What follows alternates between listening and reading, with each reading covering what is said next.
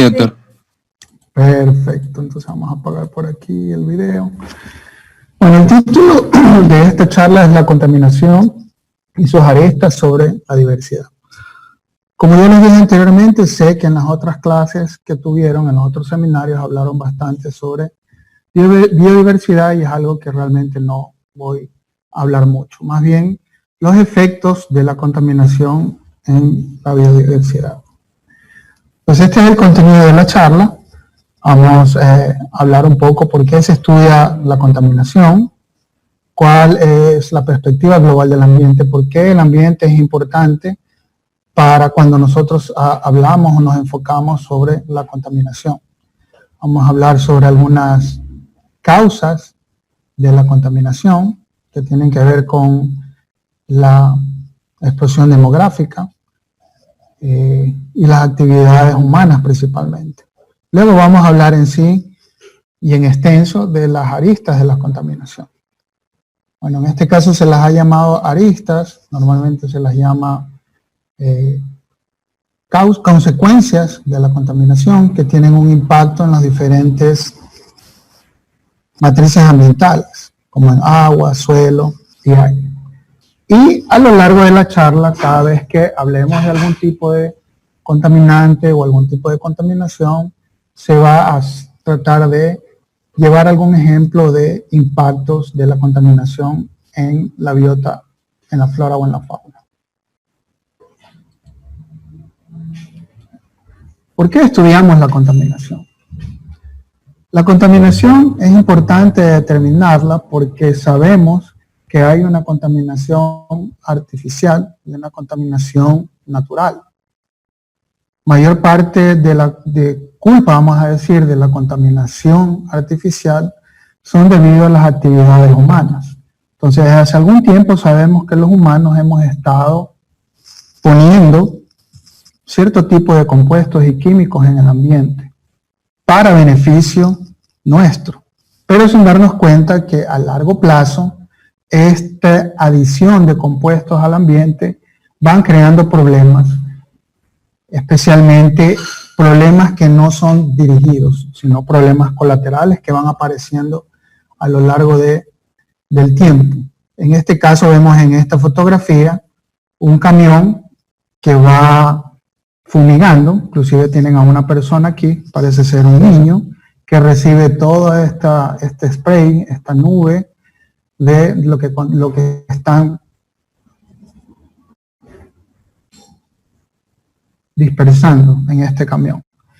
Luego, muchos años atrás, se dieron cuenta los científicos que esta entrada de contaminante en otros ambientes donde no eran necesarios, fueron causando problemas. Como ustedes ven en esta figura, tenemos la acumulación del DDT a lo largo de la cadena trófica.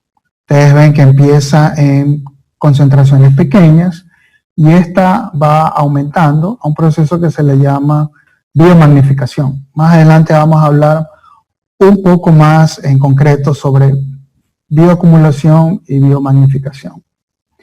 También estudiamos la contaminación porque como seres humanos estamos inmersos en el ambiente y desde que somos pequeños de alguna forma estamos expuestos.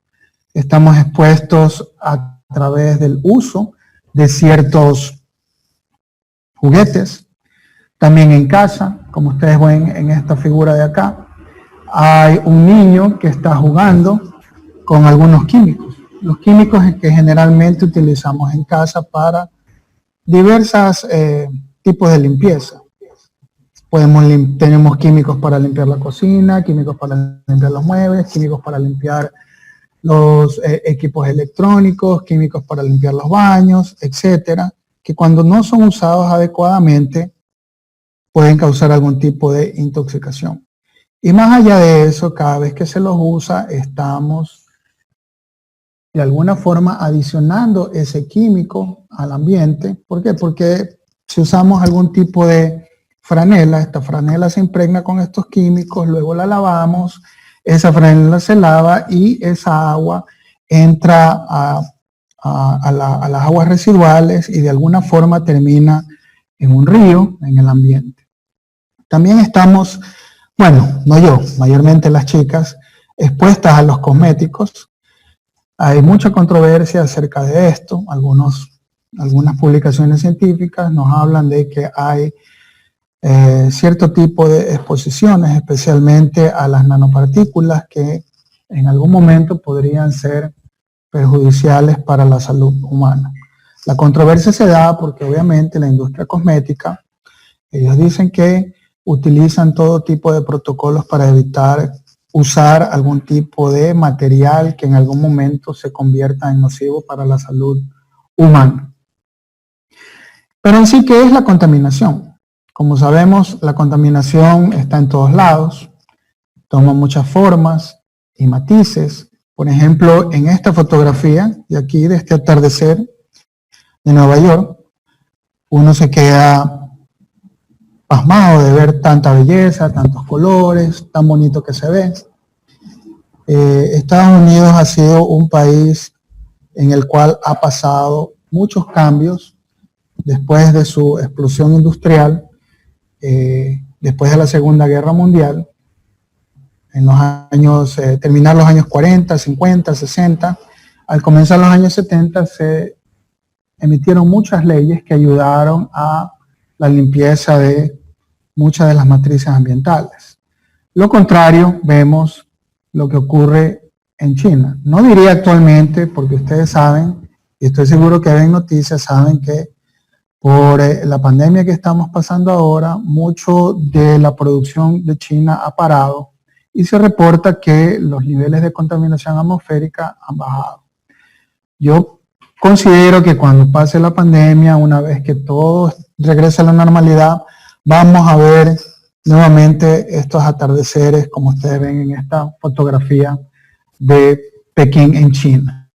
Inclusive, no sé si ustedes recuerdan, durante los Juegos Olímpicos que hubieron en China, pidieron que cesen un poco las industrias como un mes antes de los Juegos para que la contaminación atmosférica de Pekín baje un poco y no tenga algún problema o no tenga ningún efecto o impacto durante los Juegos Olímpicos.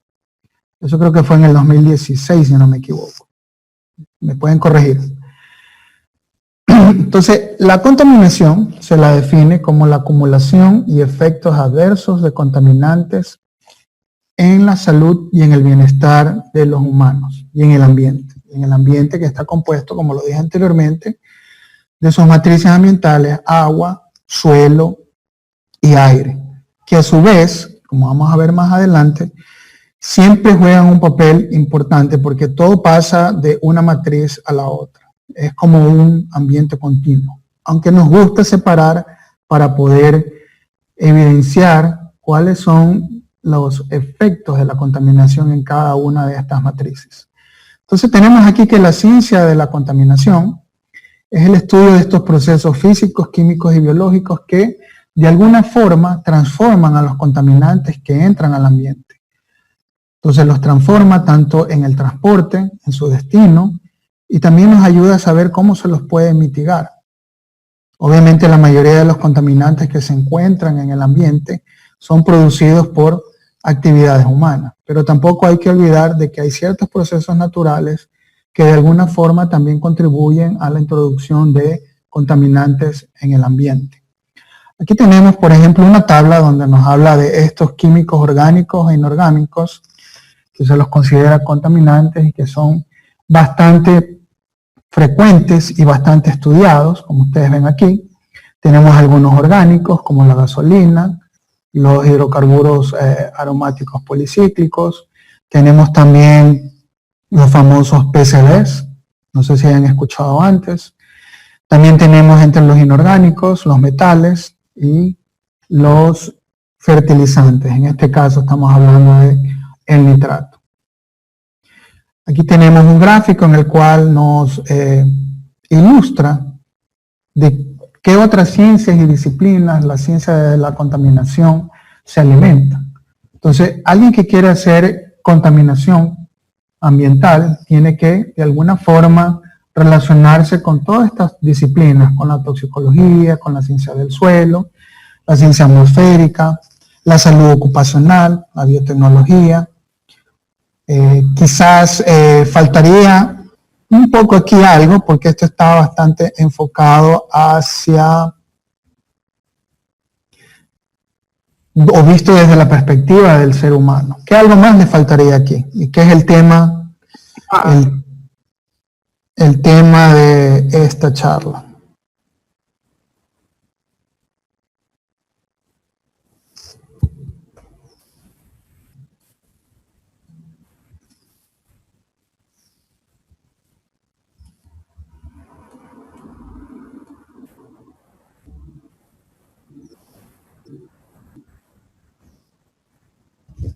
¿Alguien se anima? La biodiversidad. Exactamente. Aquí faltaría alguna temática que tenga que ver con la biodiversidad. Entonces tenemos la contaminación natural, también tenemos, o vamos a hablar en extenso mayormente de la contaminación artificial. La contaminación natural puede ocurrir por procesos naturales, hay muchos y variados. Aquí tenemos un ejemplo, que es la contaminación por arsénico. Este caso de la contaminación del arsénico ha sido conocido durante mucho tiempo. Ustedes tienen aquí la cuenca del río Ganges, que termina aquí en la bahía de Bengala. Y tenemos aquí en la desembocadura de este río la famosa ciudad de Calcuta. Entonces, durante todo el recorrido de este río, ustedes ven estas líneas rojas que indican los diferentes lugares donde aparece la contaminación del arsénico. El arsénico está presente en diferentes capas en el subsuelo y al estar en contacto con el agua, especialmente con el agua subterránea somera, empieza a haber una dilución. Entonces, ese arsénico que se encuentra en las rocas pasa a las aguas subterráneas, y estas aguas subterráneas en algún momento son usadas por las personas que se encuentran a lo largo de la cuenca de este río. Muchas veces en las áreas rurales las aguas que se utilizan vienen de pozo, y es algo que se copia a lo largo de todos los países. Sin duda en la India no hay ninguna diferencia.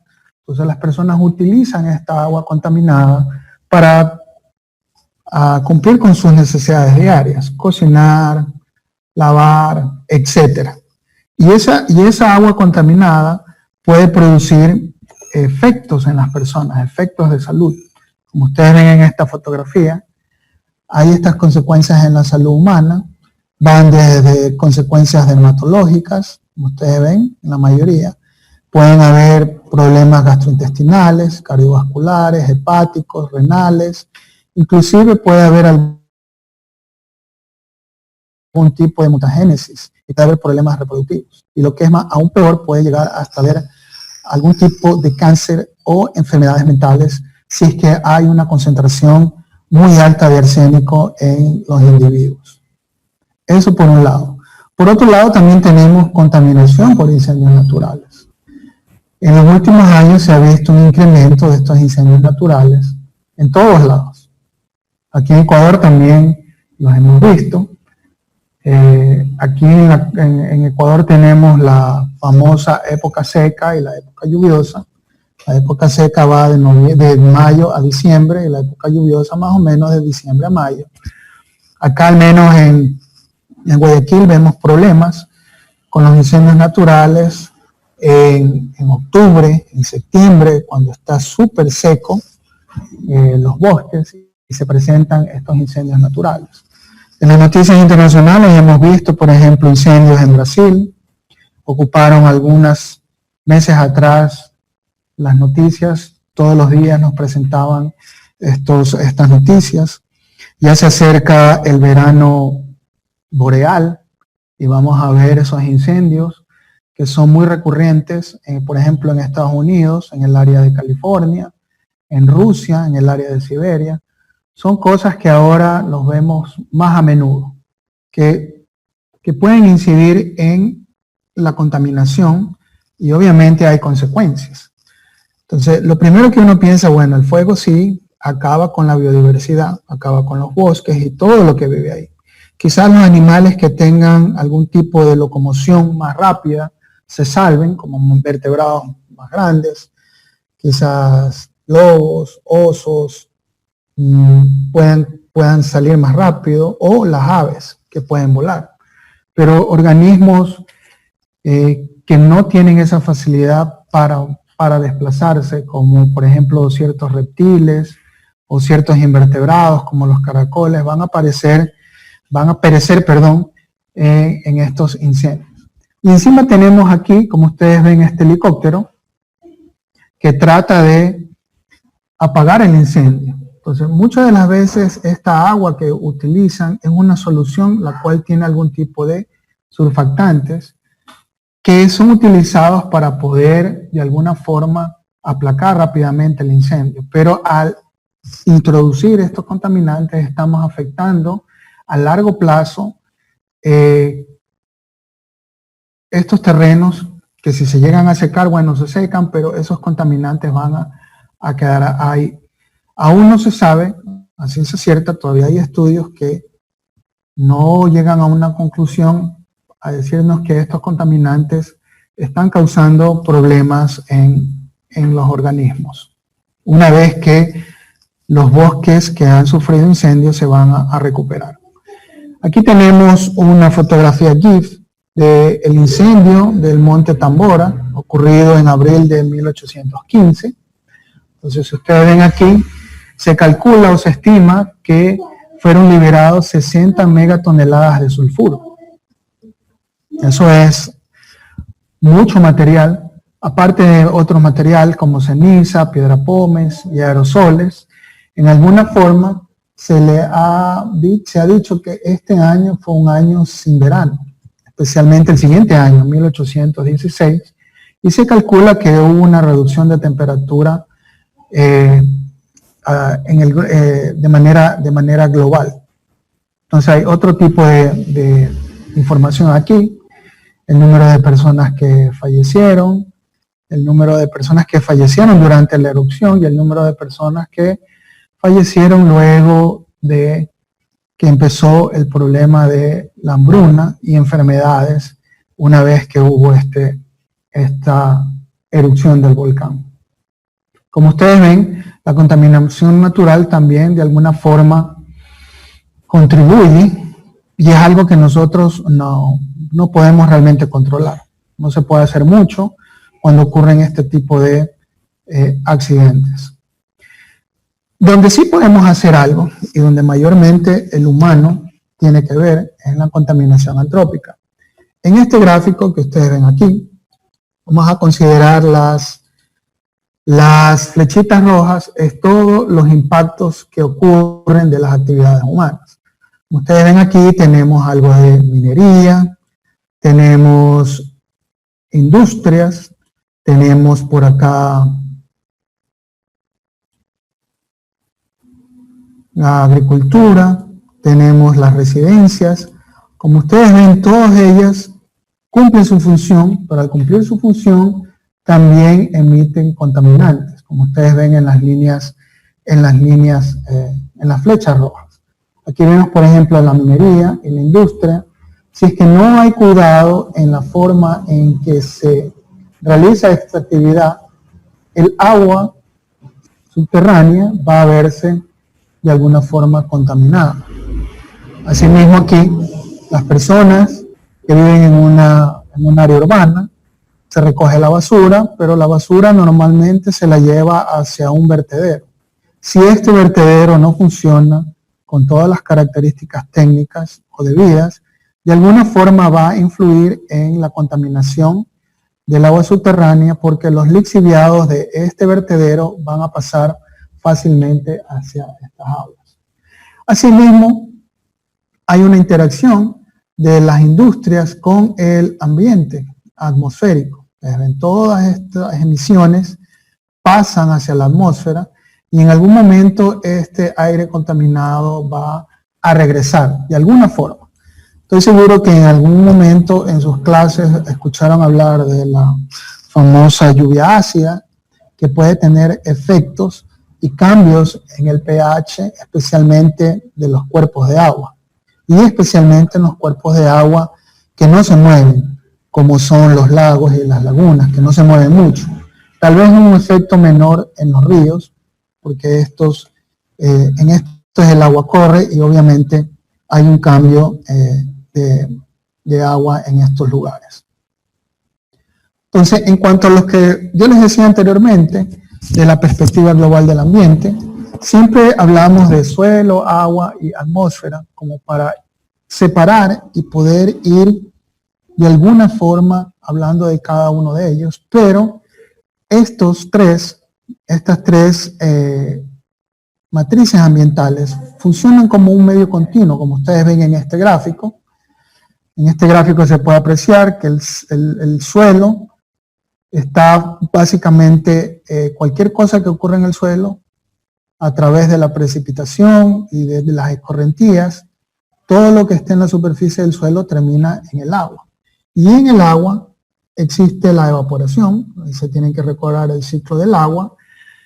La evaporación pasa todo al aire y después hay una condensación. Cuando hay condensación, todo vuelve nuevamente a través de las lluvias hacia el suelo. Esto es un ciclo, básicamente el ciclo del agua. Por esa razón, a estas tres matices se las denomina como que si fuesen un medio continuo. Entonces también a este medio continuo se lo conoce de otra forma.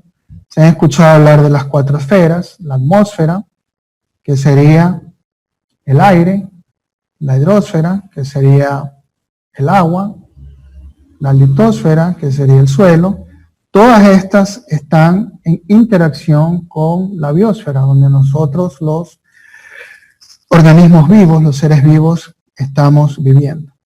El problema de la contaminación postindustrial es que ha empezado a añadir a los ecosistemas estos desechos llamados xenobióticos, que de alguna forma están en menor degradación y que tienden a acumularse, y ahí es cuando empezamos a ver los problemas en el ambiente.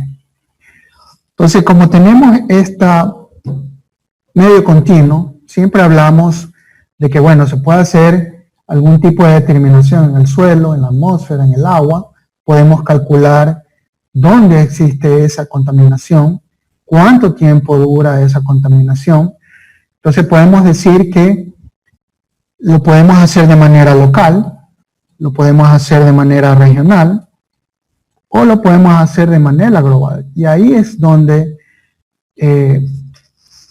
entra un poco este asunto de saber cómo funciona de manera global esta contaminación, porque lo que se determina en un lugar, de alguna forma se ve ese efecto en otro. Entonces lo vamos a ver a través de ejemplos, y uno bastante conocido, como les dije anteriormente, es el ciclo del agua. El vapor del agua es importante porque siempre hay un intercambio constante en la atmósfera de este vapor de agua. Entonces, si recuerdan el ciclo, siempre hay una evaporación, una condensación, una precipitación, y el ciclo se repite. Cada vez que se repite este ciclo, entonces tenemos que el vapor del agua de alguna forma contribuye a mover los contaminantes que se encuentran en el suelo hacia el agua, o los mueve hacia la atmósfera, que resulta en este fenómeno llamado efecto saltamontes, o también llamado de destilación global, que es básicamente el transporte a larga distancia de un lugar a otro, lejano de la Tierra. Como ustedes ven aquí, un compuesto orgánico persistente es movido, qué sé yo, del agua o del suelo hacia la atmósfera. Entonces, en la atmósfera se mueve porque los vientos mueven las nubes, y estas nubes se condensan y se precipitan en otro lugar. Entonces aquí tenemos otro gráfico en el cual nos explica, aunque esté aquí un poco movido, pero más o menos por aquí es la línea ecuatorial, Entonces, este transporte a larga distancia indica que los contaminantes se van a ir moviendo desde la zona ecuatorial hasta los polos. Aquí tenemos el polo norte, ¿no? Salió ahí una P, bueno, acá tenemos el polo sur. Entonces, a través de estos saltos, como ustedes ven aquí, hacia el polo sur, va a haber una acumulación de estos contaminantes orgánicos persistentes en el polo sur. O en su efecto, al revés, pueden ir subiendo de latitud hacia el polo norte. Tanto es así que, por ejemplo, en comunidades, en los Inuit, que viven aquí en la parte alta de Norteamérica, esta población de gente autóctona de estos lugares, alguna vez les hicieron algún estudio en la sangre y determinaron que había contaminantes orgánicos persistentes. Entonces la pregunta era cómo es que estas personas que viven en estos lugares tan alejados de los centros urbanos e industriales tienen este tipo de contaminantes en el cuerpo. Entonces poco a poco se fue elucidando que había este mecanismo llamado de destilación global, en el cual poco a poco el ciclo del agua ayuda a mover los contaminantes desde los centros industrializados hacia las áreas, hacia las latitudes mayores. Entre las causas de la contaminación hay muchas, creo que mayormente hay dos que son bastante importantes. Es el aumento de la población humana y el desarrollo industrial. Entonces, en el desarrollo industrial tenemos que hay emisiones de gases y siempre hay la necesidad de extraer mayores recursos naturales. Últimamente hemos hablado, o se habla, de la producción indiscriminada de plástico y la gran producción de residuos que no son biodegradables. A eso obviamente contribuye el aumento de la población humana, porque conforme va aumentando la población humana necesita cubrir ciertas necesidades. Así llegamos hacia la presión o crecimiento demográfico. Ustedes ven que la mayor parte del tiempo, desde hace más de 10.000 años, realmente el crecimiento de la población humana fue bastante bajo porque también había otro tipo de problemas, especialmente con enfermedades. Pero una vez que se superó en lo que se llamó revolución médica, que coincidió en algo con la revolución industrial, a partir de ese momento la población humana empezó a crecer bastante.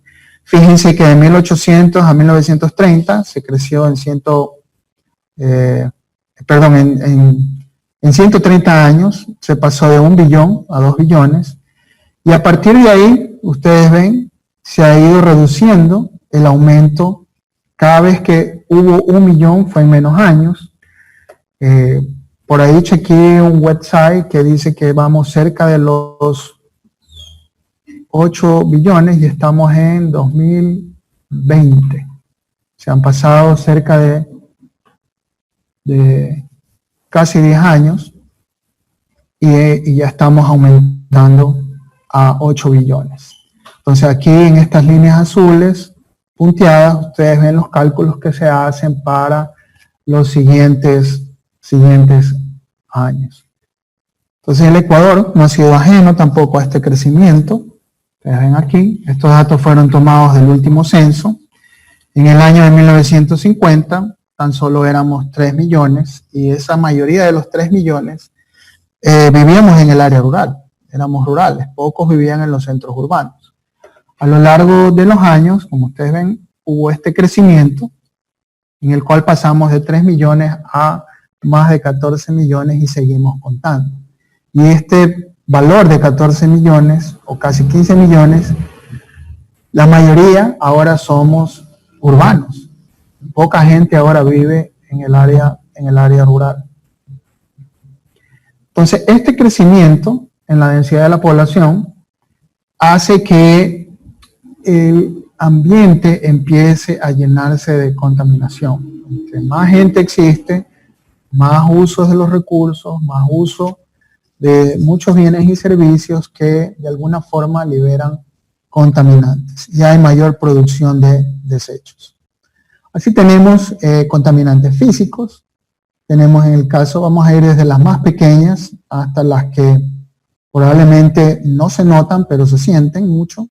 Tenemos nanopartículas que pueden ser naturales y artificiales. Aquí tenemos algunas fotografías por microscopía electrónica de dióxido de titanio. Inclusive el dióxido de titanio hoy en día he escuchado propagandas que lo utilizan hasta en aceite de carros. Entonces su uso se ha hecho bastante extendido.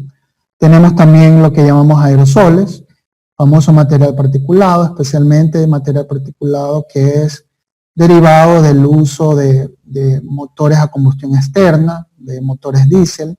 Tenemos el famoso material particulado PM10, PM2.5, 1, hasta se ha llegado a calcular que hay 0.1 y que son bastante nocivos para la salud humana. También tenemos asbestos. Como ustedes ven en esta fotografía, tenemos una partícula de asbestos dentro del alveolo. Una vez que esta partícula entra en el alveolo, no puede salir y de alguna forma ese alveolo se ve comprometido y empieza una cascada de señalización celular que impide que el alveolo funcione de buena manera. Entonces termina dañándose el sistema respiratorio. Lo mismo ocurriría con las partículas de sílice. También tenemos el polen, esporas, hongos y endotoxinas, que son bioaerosoles y que de alguna forma también causan problemas, especialmente en la salud humana. Luego tenemos los contaminantes llamados sensoriales, el ruido, la luz, el exceso de calor o material radioactivo.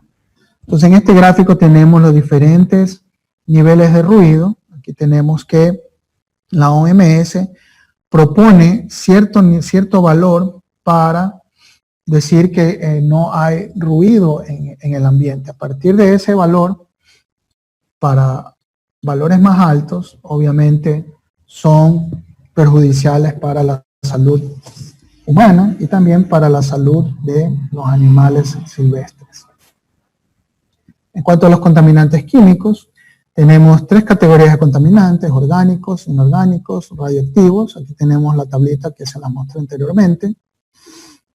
Muchos de estos contaminantes son liberados al ambiente por las actividades humanas. Las fuentes de estos contaminantes son varias: agricultura, industria, uso doméstico o de varios servicios, como ustedes ven aquí. En este gráfico están representados todo lo que puede ser liberado hacia el ambiente. En cuanto a los contaminantes microbianos, estos se los ha relacionado mucho a la mala calidad de agua y a la falta de saneamiento. Tanto es así que en estas épocas de pandemia lo primero que se nos dice es que debemos lavarnos las manos cuantas veces sean necesarias para evitar contaminación. Entonces en este cuadro, en esta tabla, tenemos los diferentes tipos de patógenos que siempre están, la mayoría de los patógenos de alguna forma ligados hacia el agua. Entonces tenemos aquí los virus, bacterias, los protozoos, las algas verde azules y los esmiltos. Entonces aquí tenemos los tipos de patógenos y la enfermedad que producen, al menos el síntoma mayor que producen estos contaminantes microbianos. Bueno, y finalmente llegamos a lo que se le denomina las aristas de la contaminación. Entonces, la contaminación del agua, la contaminación del aire. Como he hecho aquí una división, aunque, como ustedes ya aprendieron en lo que mencioné anteriormente, este es un medio continuo en donde tanto el agua, el aire y el suelo se contaminan. Contaminantes pasan del suelo al agua, del agua al aire, del aire se depositan al agua o se depositan los contaminantes hacia el suelo. Entonces, una de las actividades que, si no son bien manejadas, pueden contribuir con la introducción de contaminantes al ambiente son las actividades agrícolas, mediante el uso de fertilizantes y el uso de de los pesticidas. Entonces vamos a hablar de cada uno de estos. Los fertilizantes, obviamente en la llamada Revolución Verde, nos proporcionó alimento a nivel global. Entonces, mucho de lo que hoy en día damos por garantizado, por ejemplo, los cultivos, se deben obviamente al uso de los fertilizantes. Entonces, mayormente los fertilizantes son utilizados en monocultivos, pero estos monocultivos a la larga y a largo plazo hace que los suelos tengan una baja productividad y es ahí cuando se empieza a utilizar estos fertilizantes. El excesivo uso de los fertilizantes, aquí tenemos una tabla de los diferentes fertilizantes. Entonces aquí tenemos el amonio, tenemos la urea, tenemos el fósforo en sus diferentes formas, tenemos el calcio y tenemos las propiedades contaminantes de cada uno de ellos, como ustedes ven aquí. Entonces, el uso excesivo de estos fertilizantes causa problemas. Uno de estos, por ejemplo, es el nitrógeno, por ejemplo, el nitrato, que es considerado uno de los mayores aniones, un contaminante inorgánico. Produce este famoso bloom de las algas, lo que produce la eutroficación, y la eutroficación produce una deficiencia de oxígeno disuelto en ciertos cuerpos de agua. Entonces, si ocurre esta deficiencia de oxígeno de agua, es cuando va a existir problemas en la biodiversidad, en los animales acuáticos que se encuentran en ese cuerpo de agua. Va a haber una reducción, especialmente de las formas de los organismos que no pueden moverse rápidamente. Si es un río, obviamente va a haber menos impacto. Y los primeros en irse del lugar, o uno nota cuando hay contaminación, cuando el impacto se da mayormente en los peces. Cuando uno no encuentra peces en algún lugar, uno básicamente deduce que hay problemas con la calidad del agua. Otro de los problemas que ocurre por el exceso de nitrato, cuando se reduce a nitrito, es este problema de la metahemoglobinemia. Por ejemplo, en los peces ocurre este problema. La metahemoglobinemia hace que el glóbulo rojo no pueda realmente llevar el oxígeno hacia los tejidos. Y si eso no se corrige, puede haber algún problema grave, los peces pueden morir. A veces en las noticias nos pasan que hubo una gran mortandad de peces en cierto lugar y a veces uno no sabe si es que no tiene un control o un monitoreo de la calidad del agua. No se sabe si hubo una baja de oxígeno que fue junto a un exceso de nitrito en esa agua o cualquier otro tipo de problemas en la calidad de esa agua. En cuanto al fósforo, también es importante para los sistemas de agricultura, pero que en exceso también contribuye a la eutrofización o la eutroficación de las aguas. Un momentito, por favor.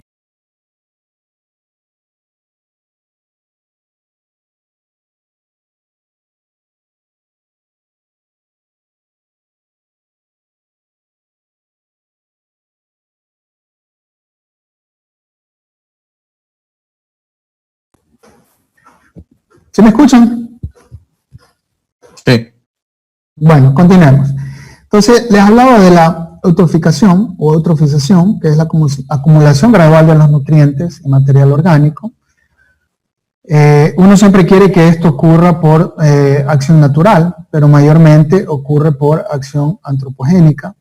Y los cuerpos de agua mayormente impactados son los cuales tienen menor flujo de agua, como los lagos o lagunas costeras y ciertos estuarios. Entonces, como resultado, hay un incremento en la biomasa de las algas y hay algún tipo de impacto en la biodiversidad que se encuentra ahí. En este gráfico ustedes tienen el medio que no, el cuerpo de agua que no está teniendo este problema y el otro que sí lo tiene. Entonces ustedes ven que este crecimiento indiscriminado de las algas y otro tipo de vegetación acuática impiden el paso de la luz, y esta acumulación de problemas hace que el oxígeno baje y los peces se mueran. Y obviamente los animales que son sésiles o que no se mueven, por ejemplo los moluscos, perecen porque no tienen chance a moverse de este lugar. Y tenemos, seguimos con los efectos de la eutrofización. Entonces pasamos de un cuerpo de agua saludable, como lo tenemos en este lado, a un cuerpo de agua totalmente dañado, en el cual no crece absolutamente nada. Hay una sedimentación, en el cual esta sedimentación de la materia orgánica, al descomponerse, también acaba con el poco oxígeno que queda en el agua, y este lugar se hace realmente un lugar inhabitable para las especies acuáticas, tanto de flora y fauna. Entonces hay una pérdida de diversidad. A la eutrofización también se le puede añadir los problemas de la sedimentación. Entonces en las áreas donde hay sedimentación unido con eutrofización, normalmente el oxígeno baja, y eso hace que en esos lugares no haya una diversidad de especies, o la abundancia de especies baje dramáticamente. Uno de esos lugares donde se ha llegado a estudiar bastante es en la desembocadura del río Mississippi. Aquí tenemos el río Mississippi en el sur de Luisiana. Tenemos aquí toda esta área que está con colores. Aquí tenemos la leyenda. Obviamente hacia el color, al color más oscuro es donde más bajo está el oxígeno. Yo he visto grabaciones en YouTube de los buzos que se han metido a recorrer la parte submarina de este lugar, y no hay absolutamente nada. Es un lugar bastante estéril. Cabe recordar que el río Mississippi es una cuenca bastante vasta, que incluye tributarios que vienen desde Canadá. Entonces ustedes se imaginan toda esta área recibiendo todo tipo de contaminantes en esa agua y concentrándose en el Golfo de México, es lo que ha producido toda esta área muerta en el Golfo de México. Es una zona completamente muerta. Algo, ojalá, no lo veamos acá, podemos decir que la cuenca del río Guayas podría en algún momento recibir tantas cargas, ya sean industriales, domésticas, agrícolas, etcétera, y que en algún momento tengamos que hacer un estudio de qué es lo que está ocurriendo en la desembocadura del río Guayas. Quizás no, quizás me equivoque, y en un futuro no tengamos que hablar de este tipo de problemas. Bueno, seguimos con los pesticidas, los cuales son una mezcla, una sustancia mezcla que son destinadas a la destrucción, mitigación de insectos, roedores, nemátodos, hongos, malas hierbas y cualquier otra plaga indeseable. Como ustedes ven los nombres aquí, los pesticidas toman los nombres de el objetivo que se quiere eliminar o la plaga que se quiere eliminar. Pesticida es como el nombre generalizado para todo. Entonces, si quiero eliminar hongos, se les llama fungicidas, malas hierbas, herbicidas, los insectos, insecticidas, hay bactericidas. Entonces, hay muchos otros que se quedan fuera de esta clasificación. Entonces, ¿qué es lo que sucede con los pesticidas? Aquí tenemos un gráfico que ilustra una vez que se aplica el pesticida en la superficie del suelo. Entonces, cierta parte del suelo va a, que el pesticida cae en el suelo, va obviamente a ser asimilado por la planta. Otra parte va a ir hacia el agua subterránea. Otra parte va a ser removido por otro tipo de plantas, y especialmente las plantas que uno quiere cosechar. Y otra parte obviamente va a quedar en el suelo y que va a ser sujeto a la biodegradación. Pero otra parte más, que quizás no se ve aquí, va a quedar en la superficie del suelo. Y que por las lluvias, la acción de las lluvias va a hacer que esta agua por escorrentía se mueva hacia algún cuerpo de agua. sería un riachuelo, luego un río y quizás un río más caudaloso y podría llegar hasta el océano. El uso de los pesticidas empezó a partir de los años 40 con la incorporación del DDT para controlar mosquitos. Como vieron que funcionaba en algo, empezó a utilizarse el DDT para muchas otras combate de otras plagas. Entonces hubo un incremento en esta producción. Estos efectos adversos en la biodiversidad empezaron a aparecer poco a poco, los cuales fueron de alguna forma bien detallados y explicados en el libro de Rachel Carson llamado Silent Spring, el cual nos habla de problemas especialmente con las aves en Estados Unidos, especialmente el ave símbolo de ese país, que es la águila de cabeza calva. Entonces aquí tenemos una tabla que nos enseña varios tipos de pesticidas, los insecticidas en general, tenemos acá los herbicidas. Todos estos insecticidas de alguna forma en nuestro país se los ha utilizado y se los sigue utilizando. Se dice que el DDT no se lo debería utilizar o que desde los años 70 ya no se los usa, pero en algunas partes del planeta la OMS otorga algún tipo de licencia, especialmente para el combate de la malaria, y se supone que cierta cantidad debería utilizarse en el ambiente para combatir la malaria. Tenemos también a los pesticidas organofosforados que fueron desarrollados en un comienzo, los órganos clorados que fueron desarrollados son los de primera generación, desarrollados que son muy estables en el ambiente, son muy persistentes, tienen alta lipofilicidad y por esa razón se acumulan en los seres vivos. Muchos de ellos están prohibidos. Aquí tenemos los famosos Dirty Dozen, que fueron eliminados después del convenio de esta reunión que hubo en Estocolmo. Entonces, desde esa época no se los utiliza. Muchos están prohibidos. Entonces, aquí hablaba de que la OMS permite el uso del DDT para el control de la malaria.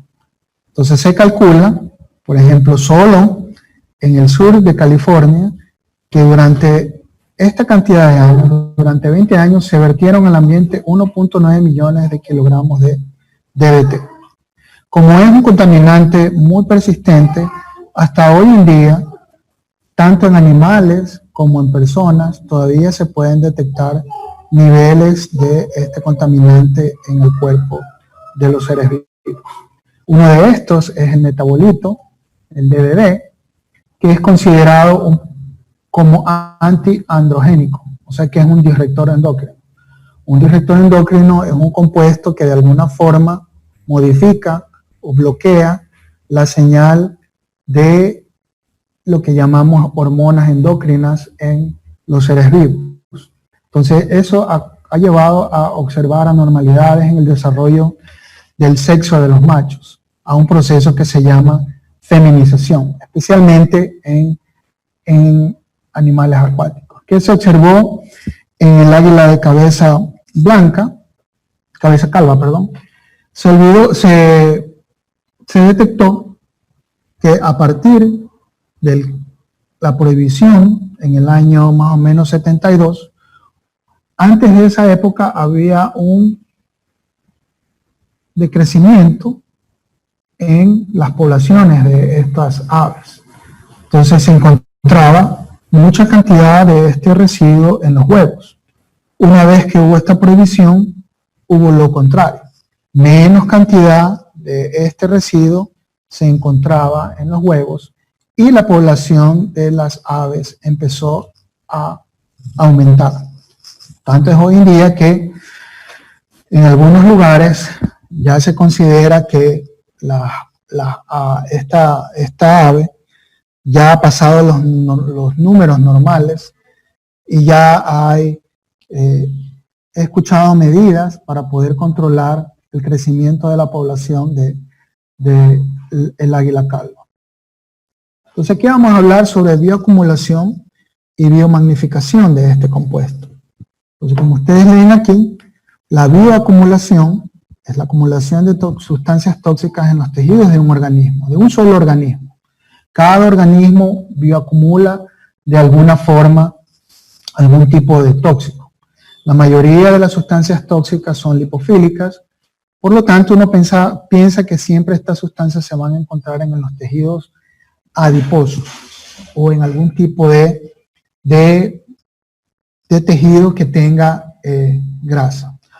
La biomagnificación, en cambio, es el aumento de la concentración de sustancias tóxicas en un organismo causado por el consumo de organismos. Por ejemplo, acá, si un organismo consume organismos que ya tienen o que contienen sustancias tóxicas, va a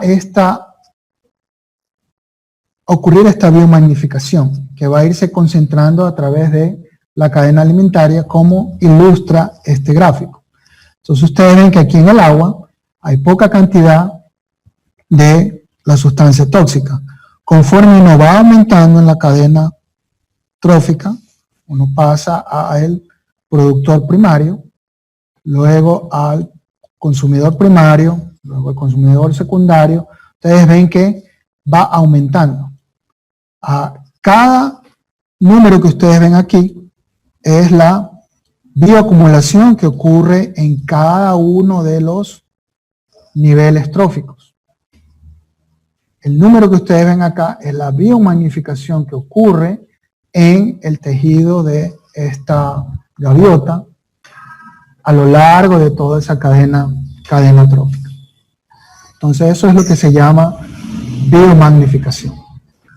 No sé si quedó claro ese asunto, si alguien anteriormente escuchó. ¿Tienen preguntas respecto a eso?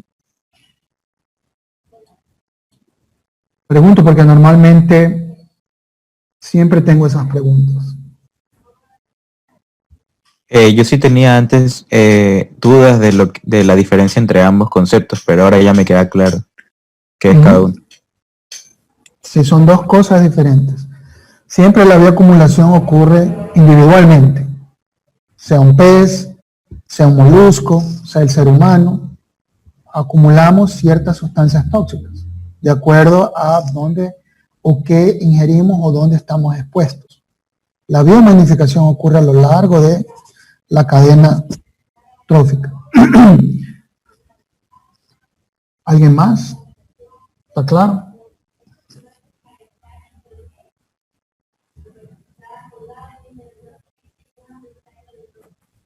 Bueno, seguimos.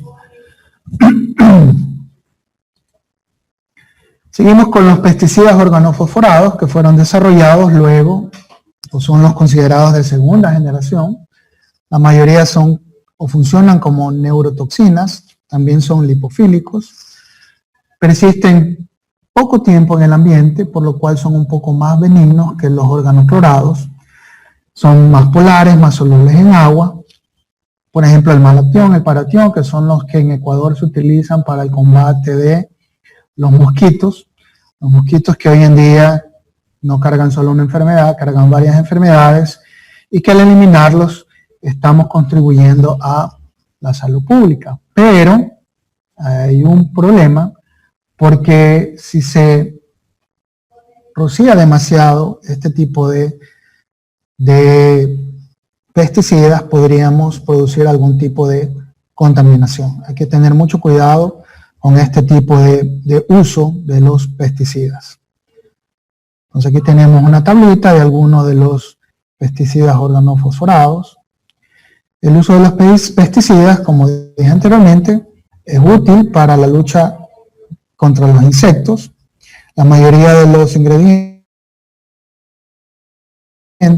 son dirigidos hacia el sistema nervioso de estos artrópodos. Como ustedes ven, inactivan irreversiblemente la acetilcolinesterasa, que es una enzima que actúa en la sinapsis del tejido nervioso. De alguna forma bloquea, inhibe el paso de la acetilcolina cuando va a hacer contacto con los receptores de acetilcolina. Por esa razón es que rápidamente los insectos mueren una vez que son rociados. Me imagino que más de uno de ustedes en algún momento ha agarrado el famoso baigón y ha estado, especialmente cuando uno era niño, uno le echaba insecticida a la cucaracha hasta que no se mueva más. A la cucaracha simplemente se la rocía una vez y es suficiente que en algún momento este pesticida va a causar su efecto y la cucaracha va a perecer por este tipo de mecanismo. Otro tipo de pesticidas que han estado últimamente en la prensa y que son de última generación son estos llamados neonicotinoides, que representan alrededor del 25% mundial de los agroquímicos, y se los ha relacionado de alguna forma en los efectos negativos hacia el ambiente. Se acumulan en el suelo y básicamente se los ha encontrado en el néctar de ciertos cultivos que han sido tratados con estos pesticidas. O sea, lo que quiero decir es que estos pesticidas se los utiliza para las plagas, pero en algún momento el objetivo que era ese ya no se cumple porque la evidencia muestra que los efectos se presentan también en los organismos no objetivos, como en el caso de los polinizadores. Aquí tenemos a las abejas. Y últimamente hemos escuchado mucho de un declinio en las poblaciones de los polinizadores en general. Pero mayormente se utiliza a las abejas, las cuales no son los únicos polinizadores. Hay muchos polinizadores, pero como las abejas nos proporcionan muchos productos, nos proporcionan el propóleo, la miel, la cera, etcétera. Entonces, inclusive hay personas que utilizan a las abejas como tratamiento médico para la artritis. Entonces, las campañas utilizan la imagen de la abeja para hablarnos de esta disminución de los polinizadores. Ustedes ven en esta gráfica de acá una tendencia a la baja. Esto es en Reino Unido. Se han hecho estudios donde se encuentra que las poblaciones de las especies de polinizadores están en declive, están bajando. Pregunto yo, ¿qué ocurriría si hay esta disminución de los polinizadores?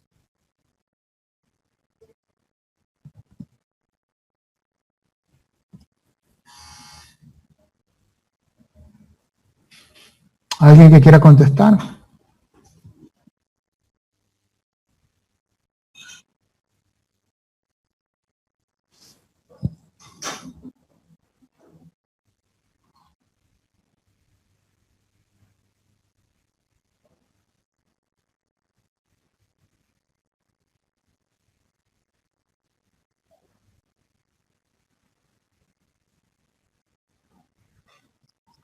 Así es, de esa forma.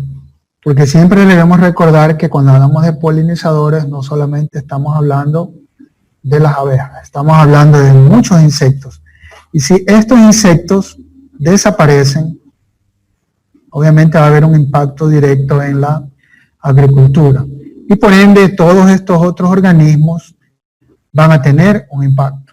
Y a su vez ese impacto va a ser sufrido por las poblaciones humanas que dependen mucho de los productos que se producen o las cosas que se producen a través de la agricultura.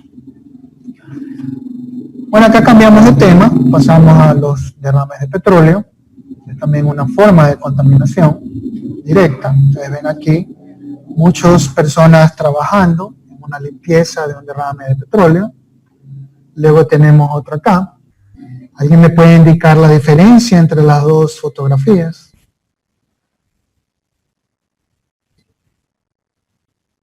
¿Qué es lo que ocurre aquí?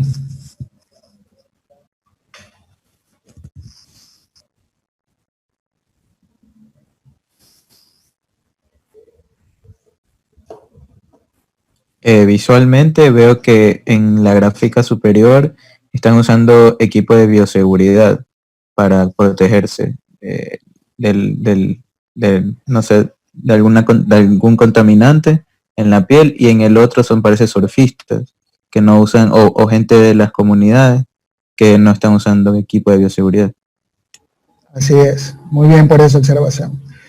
Yo siempre hago hincapié en este tipo de cosas porque en algún momento ustedes cuando se gradúen, cuando sean profesionales, van siempre a estar liderando grupos de trabajo. Y es importante que recuerden que el uso de equipo protector es súper importante para la limpieza de cualquier tipo de contaminante. Entonces esto de aquí, ustedes no lo pueden permitir si ustedes están, primero, participando en la limpieza y segundo, si están dirigiendo una limpieza de algún tipo de contaminante. Esta otra fotografía que está acá es de un derrame de búnker que ocurrió hace un año y más en el sector de Puerto Azul, en Guayaquil. Entonces ahí hubo una limpieza por parte del Ministerio de Ambiente del Ecuador. Obviamente estos derrames de petróleo, de búnker, de diésel, de cualquiera de estos combustibles, tienen un impacto directo en la biota. En este ejemplo que ustedes ven, hay un pelícano que está totalmente inmerso o cubierto con petróleo. Y ya varios días, porque hasta la coloración es un poco diferente. Ahí hay un voluntario que está tratando de rescatarlo. Entonces, uno de los desastres más grandes que ocurrió sobre derrame de petróleo es este de el Horizonte Profundo en el Golfo de México en el año 2010.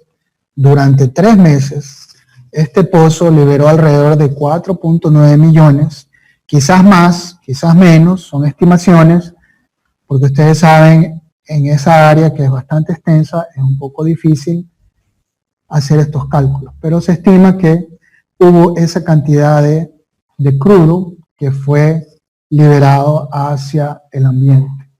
Entonces aquí tenemos esta plataforma que estaba ubicada en la costa de Luisiana, explotó, se quemó, se hundió el 20 de abril de 2010 y durante 3 meses hubo esta liberación que más o menos se calcula o se estima que es la extensión del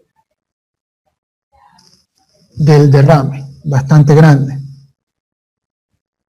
Entonces se iniciaron algún tipo de limpieza, algún tipo de mitigación, especialmente lo que no se quería era que la mancha llegue hacia las costas. Ustedes ven todas estas costas de estos estados viven del mar. Hay mucho turismo, hay mucha pesca, etc. ¿Se acuerdan que esta es la parte que había aquí? Ya la vimos anteriormente. ¿Alguien que me pueda decir?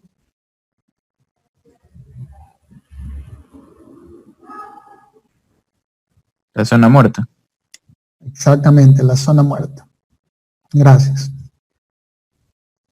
Entonces, nosotros no somos Ecuador ajenos a este tipo de derrames. Uno de los más visuales y más graves ocurrió en Galápagos, el derrame del carguero Jessica en Galápagos. Eso ocurrió el 16 de enero del 2001. Se calcula que se liberaron 160.000 galones diésel, que era con lo cual funcionaba el carguero, y se liberaron unos 80.000 galones de combustible búnker, que era lo que llevaba el carguero para la producción de energía térmica en las Islas Galápagos. Entonces los estudios que se hicieron, como ustedes ven aquí fue el derrame. Entonces poco a poco la pluma fue aumentando, como ustedes ven aquí por los colores. Afectó un área bastante grande en medio de las dos islas, San Cristóbal e Isla Santa Cruz. Aquí tenemos la pequeña isla Santa Fe. ¿Hay alguien de Galápagos en la audiencia?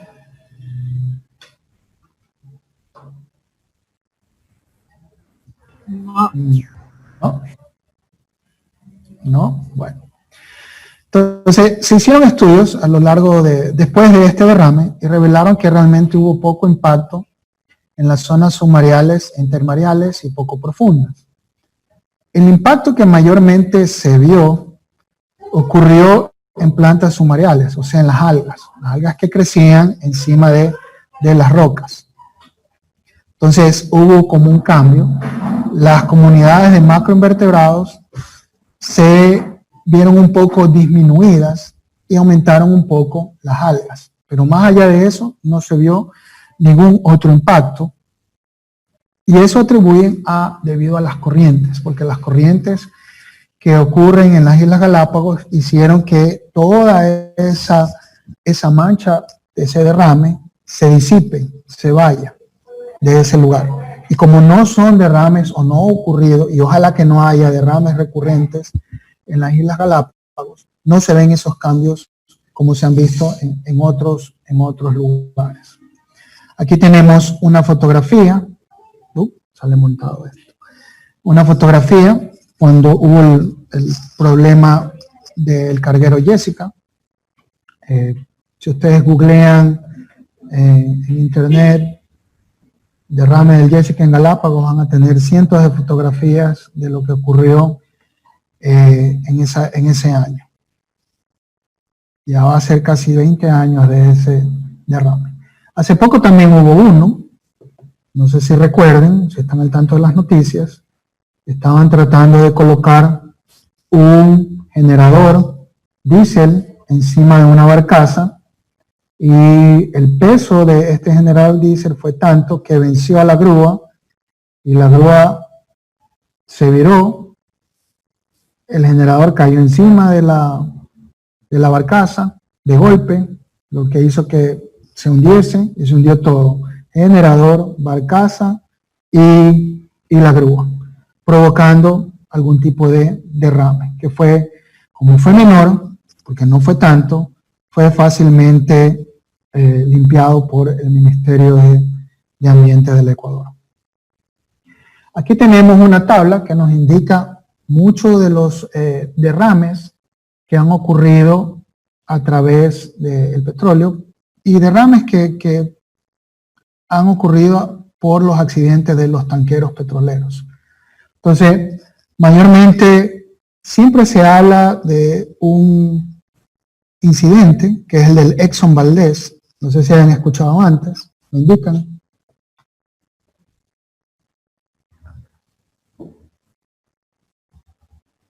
¿Sí lo han escuchado antes? El Exxon Valdez fue un carguero, como lo ven aquí, está ubicado en esta tablita en el puesto 35. Siempre se habla de este Exxon Valdez. No tengo idea por qué no se habla de todos estos de acá, que vertieron mucho más crudo hacia el ambiente. Solo para hacer una comparación, en el horizonte profundo se vertieron más de 800.000 toneladas de crudo. Solo para hacer una comparación. Entonces, ¿qué es lo que ocurre una vez que el crudo entra en contacto con el agua, con esta matriz ambiental, el agua marina? Entonces, una parte se aeroliza, otra parte se evapora, se oxida, hay obviamente precipitación dependiendo de las condiciones climáticas de la zona, otra parte se transforma en este mousse o en estas bolitas que pueden llegar hasta la playa. Lo importante aquí es lo que ocurre en el agua. Entonces puede haber una adsorción que básicamente hace que se formen estos acúmulos de petróleo y se sedimenten en el fondo marino. Puede haber una dispersión, seguido de una emulsión, la cual puede ser dispersada y es sujeta a degradación química o biodegradación. Entonces es aquí donde interactúa con la cadena trófica. Obviamente si hay mucho derrame, esa cadena trófica va a ser afectada, y si la cadena trófica es afectada en la parte baja donde están los productores, los consumidores van a ser afectados y probablemente va a ser interrumpida esa cadena trófica. ¿Qué es lo que normalmente ocurre cuando hay algún problema?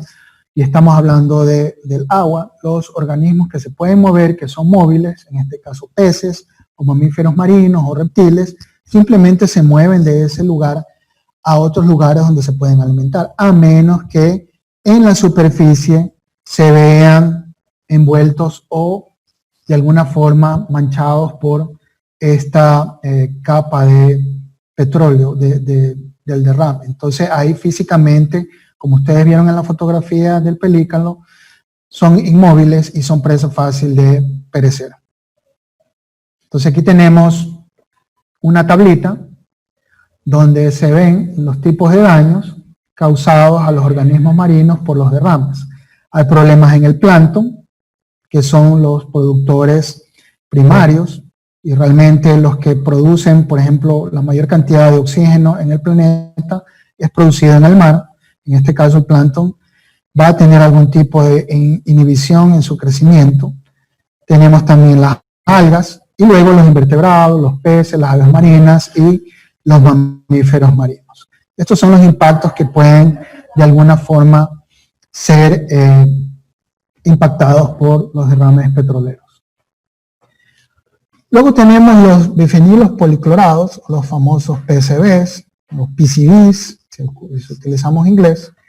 Estos fueron utilizados por mucho tiempo, o en algunos lugares todavía se los utiliza, para fluidos hidráulicos, refrigerantes, fluidos aislantes transformadores, plastificadores en pinturas, etc. Hoy en día son prohibidos por muchos países, por todo el tipo de problemas que causan este tipo de contaminantes. Aquí tenemos la fórmula estructural de los PCBs. Entonces, ¿qué ocurre en el ambiente? Asimismo, si los contaminantes entran al agua, poco a poco son acumulados por los organismos y hay una biomagnificación en la cadena trófica, que podría llegar en algún momento a causar algún problema de salud pública si los humanos consumen estos organismos contaminados con PCBs. ¿Cuáles son los impactos de los PCBs?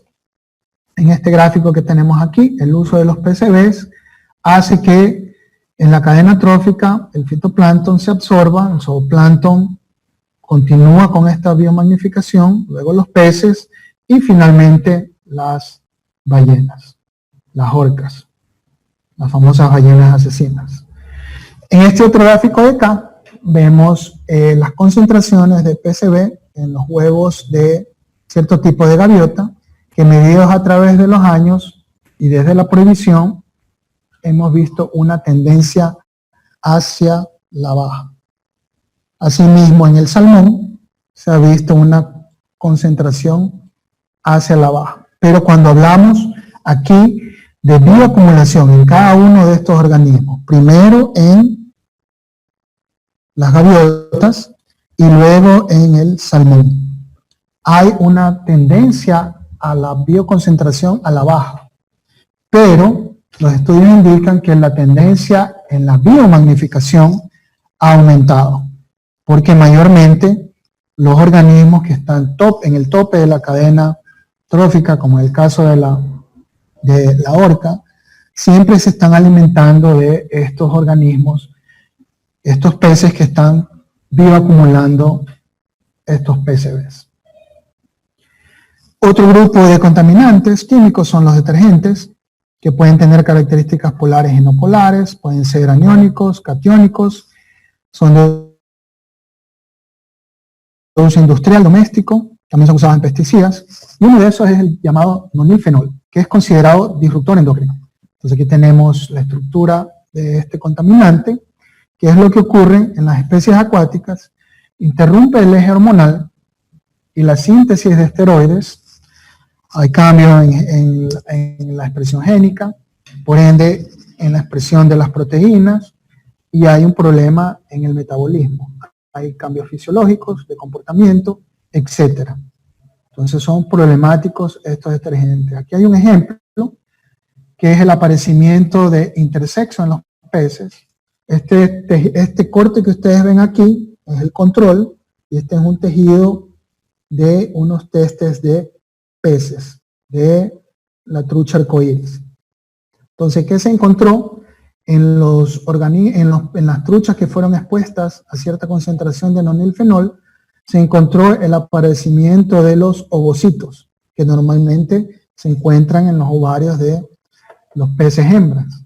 Entonces eso nos indica que a mayor concentración, o si estos contaminantes se encuentran en los cuerpos de agua, podemos encontrar este problema en los peces, y eso impacta obviamente en la reproducción de los peces, porque esos peces, al estar más tiempo expuestos a este contaminante, van a producir más testes con intersexo y no van a poder en algún momento reproducirse.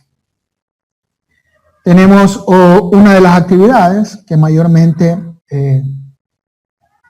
de la cual se habla mucho últimamente en Ecuador, que es la minería, especialmente la minería de superficie, de la cual se extraen algunos minerales. Especialmente en Ecuador tenemos lo que es las minerías famosas, minerías ilegales, en las cuales se extrae minerales metálicos como el oro, los cuales en cierta forma utilizan mercurio, y estos desechos de la minería de alguna forma terminan en el agua. En este gráfico tenemos estos desechos sobrecargas. Imagínense, mueven tanta tierra y mueven tanto material para poder, como ustedes ven aquí en la gráfica, solamente obtener este poquito de el material de interés.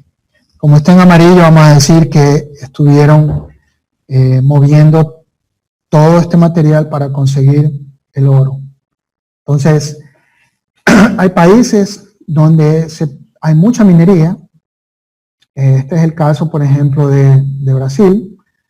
El lugar mismo, el estado, como su nombre mismo indica, son las minas generales. Aquí hay muchas minas. Y este problema ocurrió el 5 de noviembre del 2015.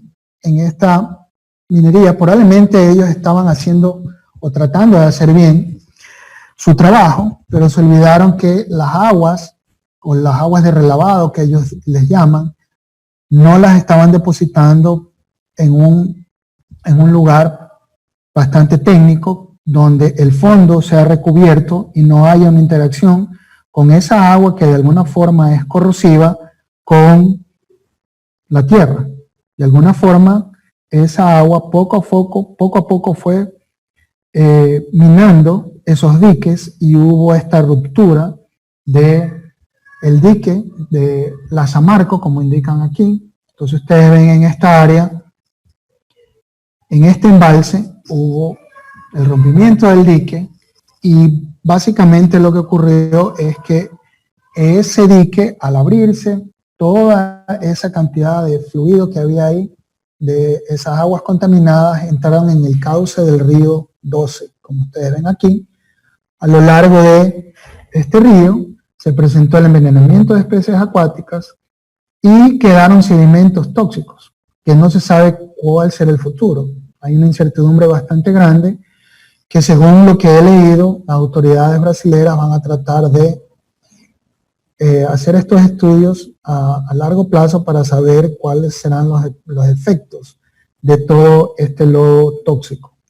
Tanto es así, la cantidad de material que se movió, que se calcula en 32 millones de metros cúbicos, llegaron hasta las costas del Atlántico. También en la minería podemos hablar de la contaminación de los metales. Uno de estos metales es el mercurio. Entonces, el mercurio, por sí solo, a menos que alguien ingiera mucho mercurio metálico, por ejemplo, es muy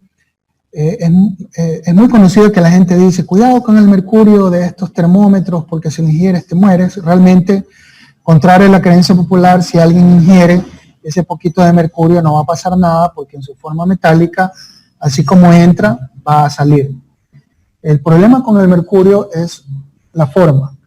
Entonces, la forma de mercurio que es mayormente problemática es cuando el mercurio metálico es metilado por los microorganismos, o sea, se les agrega un grupo metilo. Entonces, este metilmercurio es el que realmente sí puede ser bastante tóxico, especialmente para las especies acuáticas. Y especialmente para los seres humanos si ingieren peces contaminados con este metilmercurio. Entonces aquí tenemos un gráfico que nos indica la biomagnificación del mercurio en las redes las cadenas acuáticas, como ustedes ven, las cadenas alimenticias, tenemos que en las zonas tropicales es donde menos mercurio se acumula, como ustedes ven aquí el gráfico. En las zonas de temperaturas temperadas, zonas temperadas o zonas polares es donde más acumulación hay. ¿Alguien me puede indicar qué puede ser? ¿Por qué será? ¿Por qué será que en estas líneas es donde más se acumula el mercurio?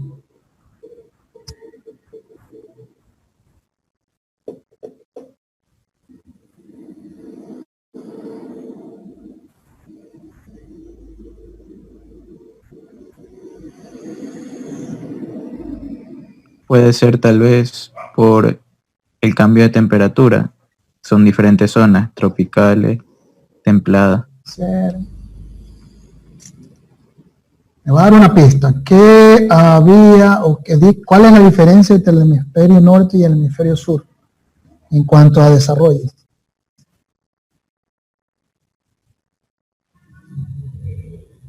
Son países más industrializados los del hemisferio norte. Exactamente. Entonces estos países, al ser más industrializados, ahora podemos agregar a China, ¿dónde están vertiendo sus contaminantes? En esta área.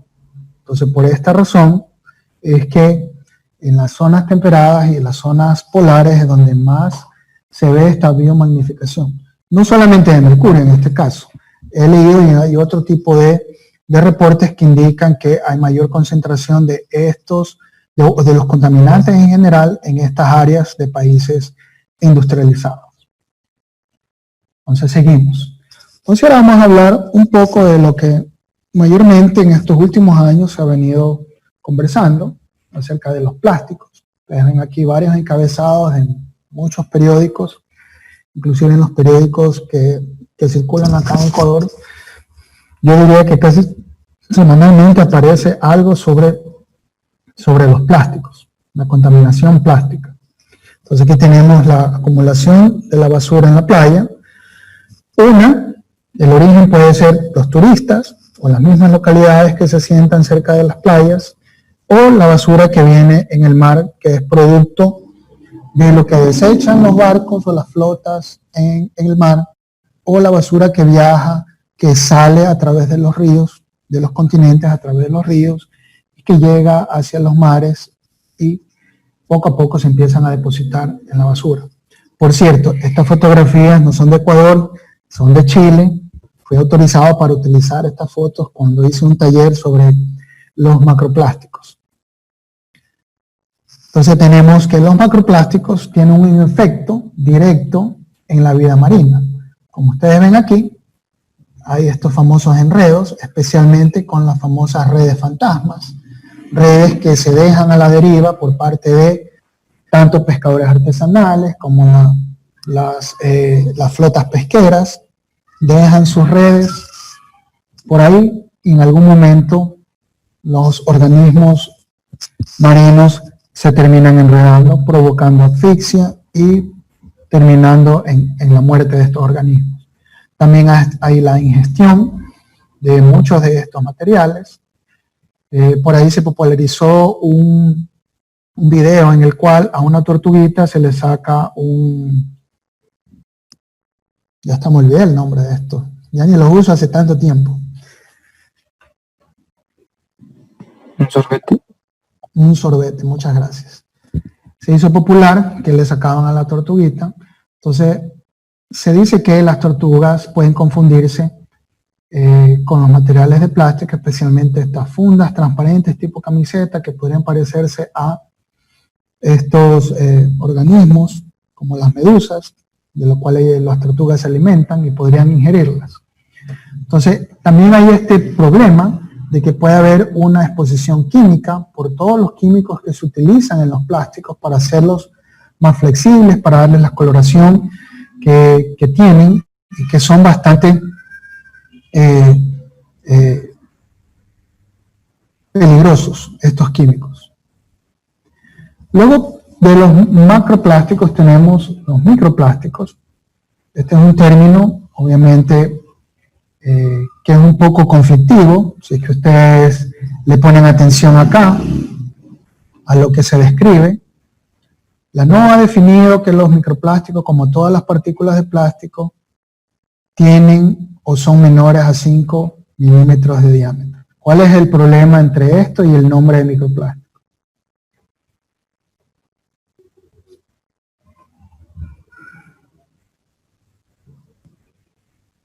O sea, el tamaño es mayor para el nombre del micro.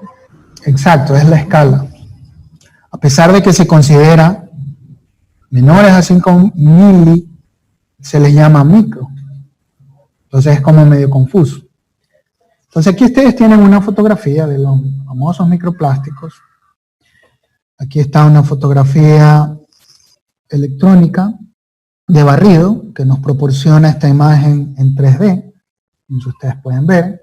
En algunos tienen las estructuras bastante lisas, en otros las estructuras están realmente deterioradas, porque eso es lo que ocurre con los plásticos una vez que entran, por ejemplo, al ambiente marino. Están sujetas a los rayos solares, a los cambios de temperatura, a la salinidad, etcétera, y eso hace que los plásticos se vayan fragmentando poco a poco y se vayan produciendo cada vez pequeños fragmentos de los plásticos. Entonces aquí tenemos las fuentes primarias de los microplásticos. Son todos esos productos que son hechos a propósito, que se les pone las bolitas de plástico, los famosos microbits o microbits, para los productos ya sea de limpieza industrial o cosméticos. Entonces ustedes los ven aquí, bien formaditos, redonditos. Estos se los pueden encontrar en pasta de dientes, en cremas exfoliantes, en todos estos productos de limpieza industrial que utilizan para poder pulir superficies, ya sea de madera, de vidrio, de metales, etc. Y la otra fuente, la secundaria, son todos esos que se producen de la fragmentación de materiales plásticos grandes, como la basura, como los textiles, etc. Ustedes ven la diferencia aquí. Aquí no hay realmente una forma, las formas son totalmente amorfas, con diferentes formas totalmente diferentes a los plásticos preconsumo. Seguimos. Entonces aquí en el uso doméstico de los microplásticos tenemos jabón para cuerpos, exfoliante facial, pasta de dientes. Todos estos de aquí, como ustedes ven, tienen polietileno, que son puestos a propósito, como ustedes ven aquí, en este caso aquí, para poder tener, o en el caso de las cremas exfoliantes, ustedes se acordarán que el exfoliante tradicional que se utilizaba en las casas normalmente era azúcar con limón o limón con sal. Ese era el exfoliante natural. Algunas personas he escuchado que lo utilizan facialmente, pero no me consta. Entonces, para hacer que la experiencia de exfoliar sea mejor, se le agregó estos microplásticos redondeados para que no haya esas laceraciones que en algún momento la sal o los granos de azúcar o de sal podrían producir. Ahí se fueron produciendo este tipo de materiales. Los microplásticos, obviamente, por su uso, entran al ambiente. Entonces aquí tenemos por los cosméticos, por las máquinas que lavan, todo este tipo de textiles sintéticos que empiezan a botar todo este tipo de fibras, que hoy en día se calcula que las fibras son los microplásticos que mayormente se encuentran en el ambiente. También tenemos los microplásticos que se derivan de los macroplásticos y que entran en todo este pool, como ustedes ven, a lo que se puede denominar macroplásticos, que normalmente se lo denomina así, hasta los 2.5 o 2.5 centímetros. De 1 a 2.5 centímetros. De 1 hacia abajo tenemos microplásticos, y los que ya no se ven, inclusive en los últimos años ha aparecido algunos estudios donde se pueden medir los famosos nanoplásticos, plásticos que están en la escala nanométrica. Entonces aquí tenemos los efectos que pueden producir en los organismos. Tenemos justamente una tabla.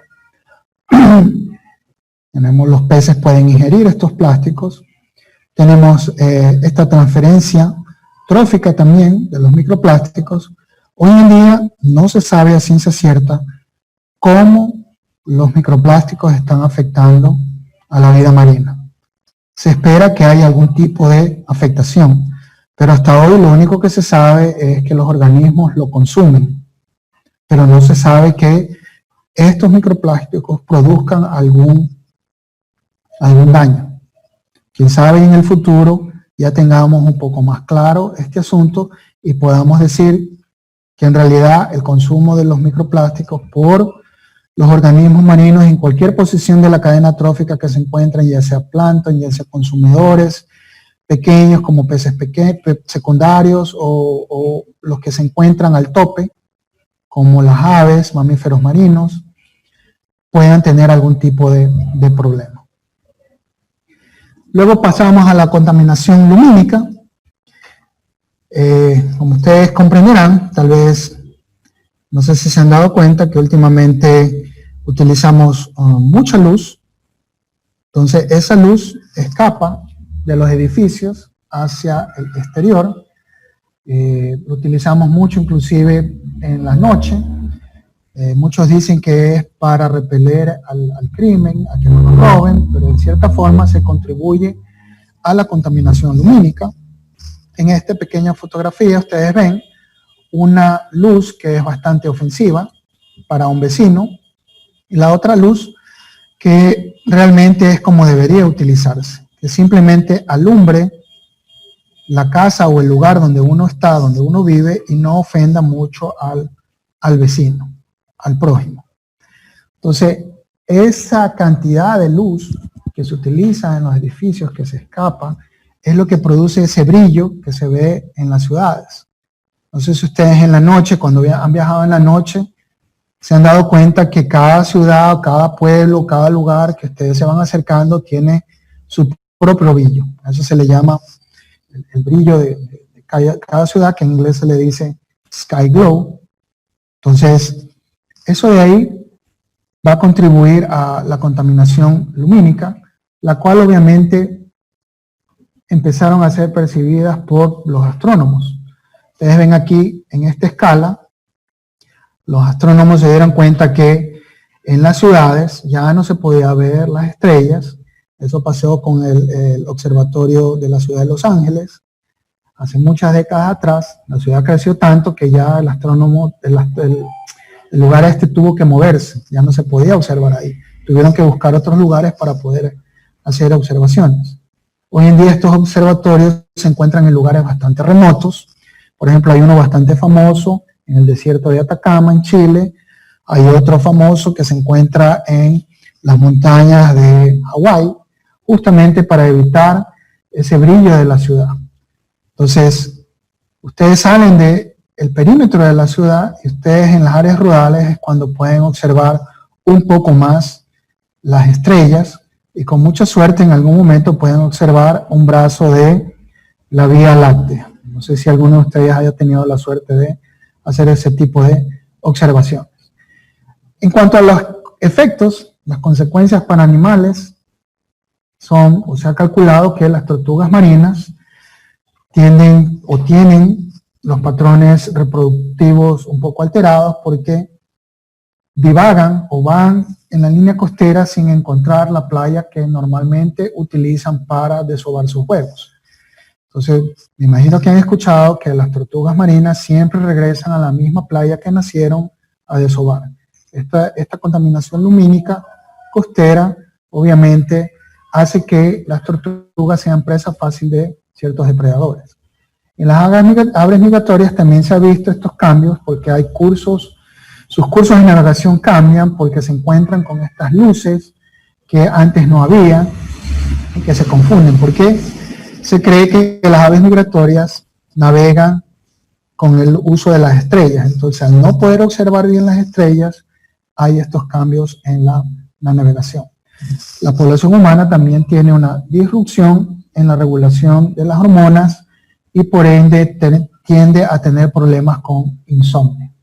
Aquí tenemos una fotografía de una predicción que se hizo a partir de los años 50. Entonces ustedes tienen aquí que en el año 2025, ese sería lo que se espera de la contaminación lumínica en Estados Unidos. Ecuador no se queda atrás. Esta es una fotografía que capturé en Google Earth. Ustedes ven las áreas urbanas, mayormente se las conoce. Esto sería Quito, esto sería Guayaquil, esto sería Cuenca, esto sería Machala, esto sería la península, y esto sería Puerto Viejo y Manta. Entonces ustedes ven, ¿esto qué sería? Riobamba, si no me equivoco. Ambato. Este sería Ambato. Y este sería la Tacunga. Bueno, no es clase de geografía, pero ahí vamos. Gracias por la aportación. Y ustedes ven otras luces aquí en el oriente. ¿Qué será? ¿Qué serán estas luces? Las industrias petroleras. Exactamente, las industrias petroleras que también contribuyen a la contaminación lumínica. Aparte de la contaminación lumínica, el desarrollo y la urbanización, desarrollo industrial, el desarrollo urbanístico también nos trae la contaminación acústica, la producción de ruido, que afecta a los humanos. A veces cuando somos jóvenes nos gusta mucho la bulla, volumen alto de la música, pero conforme van pasando los años, uno va bajando el volumen a la radio. Estoy seguro que cuando ustedes están solos, están con el volumen alto en sus audífonos. Cuando tengan mi edad, ustedes se van a dar cuenta que van a tender a bajar ese volumen porque el ruido empieza a afectarnos, nos quita un poco la concentración. Obviamente aquí tenemos las fuentes de la contaminación acústica y quería avanzar hacia los efectos en la biodiversidad. Entonces, mayormente los efectos de la biodiversidad se han estudiado en el medio acuático y no tanto, hay estudios, pero no hay muchos comparados al medio acuático. Y esa diferencia es porque en el medio acuático se puede de alguna forma hacer esos estudios en lagos, en lagunas o en piscinas que son cerrados y que se puede de alguna forma tener control. En un ambiente, por ejemplo, si se quiere hacer un tipo de estos estudios en un bosque, es bastante difícil porque se puede escuchar bulla inesperada del paso de un avión, de un helicóptero, explosión de algo, entonces es un poco más difícil. Entonces, en este estudio o en este tipo de revisión realmente que hicieron estos autores, lo que hicieron es que hay cambios en las respuestas individuales que tienen ciertos efectos ecológicos debidos al ruido antropogénico en los peces. Obviamente, los peces son organismos móviles que al detectar algún tipo de peligro se mueven, se van.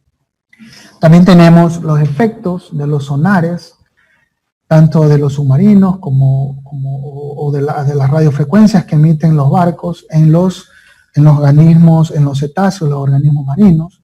Muchas veces se dice que son una de las causas en las cuales este tipo de ruido interrumpe el aparato ecolocador que utilizan los cetáceos y por eso es causa de muerte. También he escuchado que el ruido afecta de alguna forma a los murciélagos también. Entonces, en este otro estudio, que es bastante interesante lo que encontraron, ven que lo hicieron en aves. Entonces, aquí está la fuente de ruido. Entonces, primeramente, la fuente de ruido tuvo un efecto negativo en la comunidad. La abundancia de las aves bajó por efectos del ruido. El ruido hizo que las aves se fueran del lugar. También hizo que los depredadores de los nidos disminuya. Entonces, al haber esta disminución, hubo mayor éxito reproductivo, porque al no haber depredadores, y aunque había poca abundancia de aves, los que podían anidar tuvieron éxito, debido a que no había la presencia de estos depredadores. Entonces realmente ellos terminaron con algo que realmente no esperaban. Ellos pensaban, como cualquier hipótesis, de que el ruido iba a alejar a todos los organismos. Entonces se quedaron algunos, y los que se quedaron pudieron reproducirse, y ese fue el efecto positivo de los ruidos, porque esos que se pudieron reproducir, esas aves que tuvieron éxito reproductivo, no tuvieron problemas con las aves que depredan los nidos, qué sé yo, que van y se roban los huevos, etc. Entonces, eso fue uno de los resultados bastante interesantes. Luego pasamos un poco a... ya me estoy quedando corto de tiempo, pero ya terminamos. Tenemos el dióxido de azufre. El dióxido de azufre, como ustedes vieron, proviene bastante de la quema de los combustibles fósiles y de las emisiones volcánicas. Entonces, ¿qué es lo que produce el dióxido de azufre? La famosa lluvia ácida. Entonces, esta lluvia ácida es perjudicial para las plantas. Como ustedes ven en esta fotografía, se hizo este tipo de estudio, y esta planta o esta hoja de soya que fue expuesta a cierta cantidad de sulfuro de dióxido de azufre, perdón, por 24 horas, evidenció estos parches blancos. Entonces, este es el efecto que podría ocurrir si es que un bosque recibe mucha lluvia ácida. Podría verse impactado de esa forma. Normalmente no ocurre siempre, tiene que haber una gran concentración de dióxido de azufre y que todos los otros parámetros ambientales ayuden para esa contaminación. Entonces, que hay esa acumulación, esa condensación y luego la precipitación justamente en un bosque, y ese bosque sufra ese tipo de problemas. Como ustedes lo ven aquí, estas son las consecuencias de la lluvia ácida. Entonces, la lluvia ácida también afecta a los cuerpos de agua. Entonces, los cuerpos de agua tienden a tener un menor pH, y ciertos organismos, especialmente los organismos que usan algún tipo de caparazón, de carbonato de calcio, pueden sufrir algún tipo de problemas, como lo vamos a ver cuando hablemos de la acidificación del océano. Luego tenemos el dióxido de carbono, que en los últimos años ha aumentado en un 40%, se calcula que desde la época preindustrial. Entonces, esto deriva en la acidificación del océano. Entonces, aquí tenemos este cálculo que se hace para el año 2100, y aquí tenemos el mecanismo de cómo funciona esta acidificación en el océano. Tenemos al dióxido de carbono que entra a las aguas marinas. Cuando actúa o se junta con el agua, se produce este ácido carbónico. Hasta ahí, todo bien, pero siempre hay que contar con la disolución de lo que ocurre en las aguas marinas.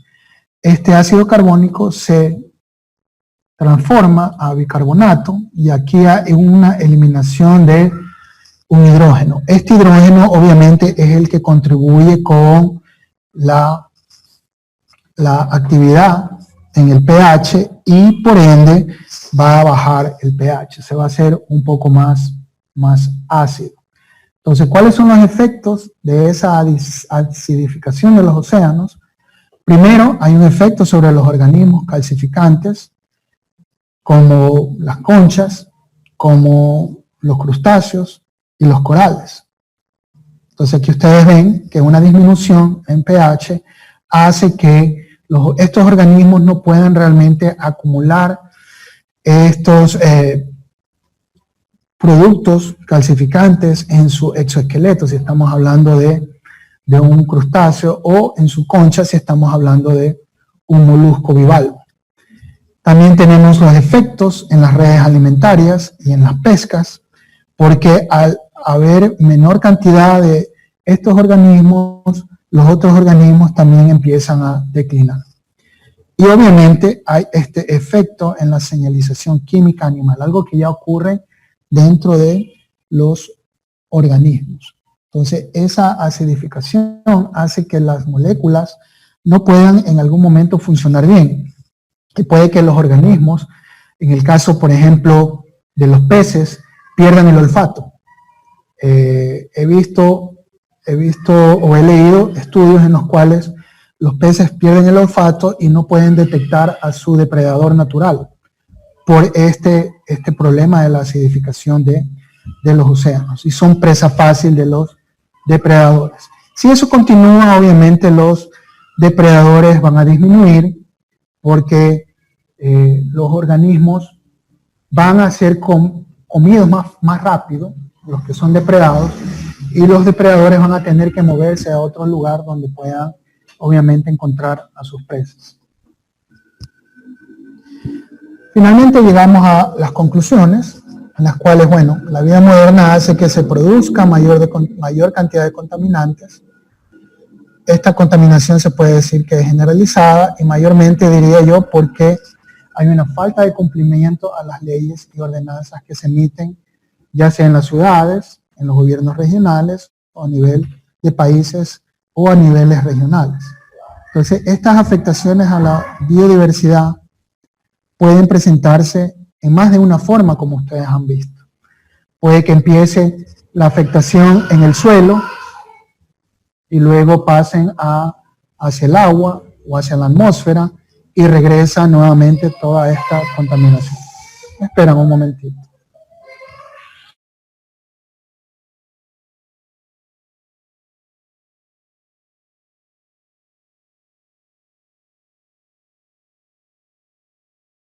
Bueno, me disculpo. Trabajar en casa siempre es un problema. Finalmente tenemos estas afectaciones.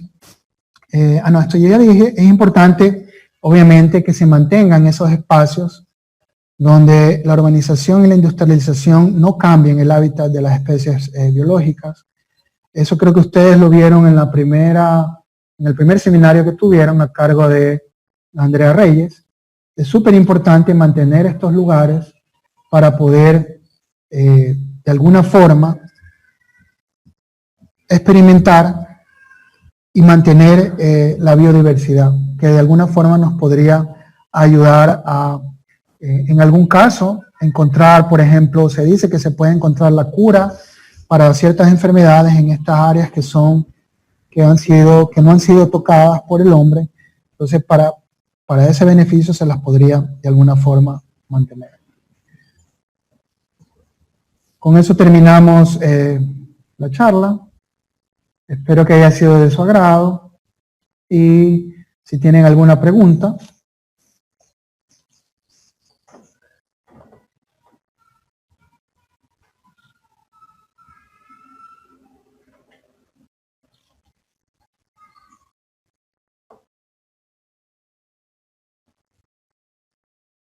Doctor, disculpe, ¿las diapositivas las va a subir al Canvas? Sí, yo se las paso a la doctora Marisabel para que ella las pueda subir. No tengo acceso al Canvas. No sé si me vayan a dar acceso, pero como solo soy invitado, en algún momento se las voy a pasar para que ella las tenga. Como dije al inicio de la charla, hagan énfasis en los efectos de los contaminantes en la biodiversidad, que es de donde van a salir las preguntas que se van a hacer cuando hay alguna lección o algún examen.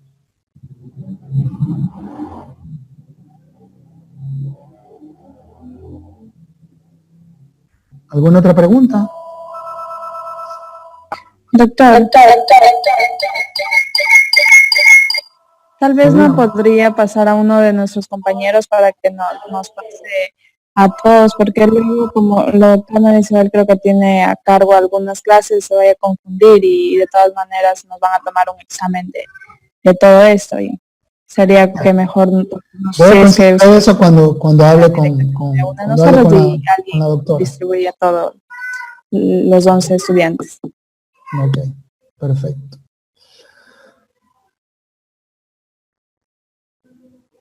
¿Alguna otra aportación? ¿Qué opinan de la charla?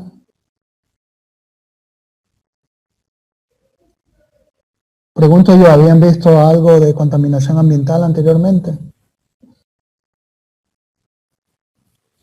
Sí, vimos un poco en la materia de, bueno, vimos algo de toxicología, ahí vimos algo de los contaminantes físicos, químicos. Algo usted mencionó sobre el derrame del Exxon Valdez. Ajá. Ajá, que no sabía por qué eso fue tan problemático. Según estuve viendo en la tablita, o sea, el ranking está clasificado según la cantidad de petróleo que se ha derramado, ¿verdad? Claro, según la cantidad. Ya. Y aquí estuve buscando, Exxon Valdez dice que fue uno de los problemas ambientales que causaron mayor impacto fue porque el petróleo se dispersó sobre la costa. Dice que alcanzó alrededor de 2.000 kilómetros de costa. Entonces eso afectó al ecosistema del sitio. Interesante. Se murieron gran cantidad de aves marinas, nutrias y otros animales. Entonces, por eso fue Gracias por su aporte. ¿Alguien más? Bueno, como mencionó la compañera, sí habíamos visto esto de contaminantes. Sin embargo, yo creo que en la vida diaria, bueno, especialmente aquí hablo por el caso de Cuenca, se controla mucho lo que es contaminación auditiva, de aguas, del aire. Sin embargo, me llama la atención algo que a nivel de país, yo al menos, yo no lo he visto, y es el control de la contaminación lumínica. ¿Hay alguna entidad, bueno, aparte del Ministerio del Ambiente, o algún grupo que esté encargado de velar por esto? Porque aquí todavía no se controla. Hicimos una tarea, me parece que en el segundo semestre, que me tocó a mí como grupo, hacer sobre contaminación lumínica, y hablaban de una ciudad en el norte de Chile, que realmente era de asombrarse el control que tenían, y hacían las vistas aéreas de la ciudad cuando había la contaminación y cuando controlaron toda la ciudad la contaminación. Entonces realmente era bastante llamativo el control que había, y aquí sin embargo no se ha visto eso. Muchas gracias. Interesante saber, no tenía conocimiento de esa ciudad en Chile. Tampoco hay, o creo que existe aquí en Ecuador, un organismo que controle. Supondría yo que eso vendría a estar en manos más locales, tal vez los municipios, los GATS municipales, como se le llama acá, pero ustedes saben cómo es el asunto. Se crean las ordenanzas municipales y pocas personas son las que los cumplen. Un ejemplo de esos es, por ejemplo, acá en Guayaquil se emitió la ordenanza de que si usted sale a pasear con su mascota y su mascota defeca en la acera o en la calle, usted tiene que recoger ese desecho y llevárselo. Yo he visto o tengo entendido que hay pocos lugares donde lo hacen. He recorrido la ciudad y por otros lugares, especialmente sectores muy populares, uno se encuentra con los desechos de los perros por todos lados. Entonces, realmente, siempre uno termina hablando de la educación ambiental que las personas que saben, pero no lo ejercitan. En el caso de la contaminación lumínica, vendría a ser lo mismo, la misma historia. Y puede que me equivoque, puede que haya estas ordenanzas en muchos precisamente no se cumplen. Sería interesante, sí, que se hagan cumplir, como dice el compañero, para poder de alguna forma dejar de contribuir a esa contaminación y tratar de emular lo que hace esta ciudad en el norte de Chile. ¿Alguna otra persona? Ya me estoy pasando de la hora. Doctor, una preguntita. Me llamó la atención que usted dijo que en la cuenca del río Guayas podría posiblemente lleguemos a un nivel de contaminación como el mercurio en la zona muerta de la desembocadura del río Mississippi. Pero no era el mercurio, era de agroquímicos y otro tipo de contaminantes industriales. Aunque por la cantidad de desechos que produce la actividad minera ahí en este sector de Azuay, de Camilo Ponce, como es artesanal, puede que tenga un impacto muy mínimo. El asunto es cuando es industrial. Obviamente acá no hemos llegado a niveles industriales de minería como para sospechar de que vamos a tener ese problema. Ustedes ven, y si revisan todos los libros que están escritos en contaminación ambiental, con todos los problemas, la mayoría de los problemas provienen de los países desarrollados, porque ellos fueron los primeros en obviamente pasar a la industrialización y los primeros en contaminar. Entonces, ellos vertieron cualquier cantidad de contaminantes hacia el ambiente. Muchos de estos ya no se hace hoy en día, porque obviamente al pasar, cuando hubo la creación en los años 70, a partir del movimiento ambiental, la creación de la Agencia de Protección Ambiental en Estados Unidos, y luego Europa siguió también teniendo muchos años después su Agencia de Protección Ambiental, obviamente dejaron de contaminar en ese país, pero se movieron a otros lados. Tanto es así que ahora hablamos que la contaminación mayormente del mundo antes de la pandemia es China. Yo creo que después de la pandemia lo va a seguir siendo, porque no hay este control de la contaminación. Parece ser que los objetivos políticos están por encima de los objetivos ambientales.